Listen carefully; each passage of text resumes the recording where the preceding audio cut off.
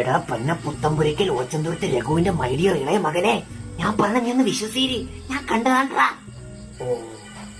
അച്ഛൻ പറയണ കാര്യത്തിൽ വിശ്വാസം ഇല്ലാത്തത് കൊണ്ടല്ല, പറയണത് അച്ഛനായതുകൊണ്ടാണ് വിശ്വസിക്കാൻ പറ്റാത്തത്. ഞാൻ കാണുന്നതേ വിശ്വസിക്കൂ, കിട്ടുന്നതേ വാങ്ങൂ. അച്ഛൻ അടിച്ചിട്ടുണ്ടാ? ഇതുവരെ ഇല്ല, ഇനി അടിക്കാം. താങ്ക്സ്. വഴിമറിച്ച എടാ മക്കളെ, നീയെങ്കിലും വിശ്വസിക്കടാ. അച്ഛാ, പറയുന്നത് കൊണ്ടൊന്നും തോന്നരുത്. ഇതെല്ലാം അച്ഛന്റെ താളം തെറ്റിയ മനസ്സിന്റെ ഒരുതരം മാനസിക സംഘർഷമാണ്. എന്ന് വെച്ചാ ഭ്രാന്ത്, മുഴുഭ്രാന്ത്, അലാന്തരി. എടാ, ഞാൻ അവളത്തെ എല്ലാ കാര്യങ്ങളും ചോദിച്ചറിഞ്ഞാണെന്ന്.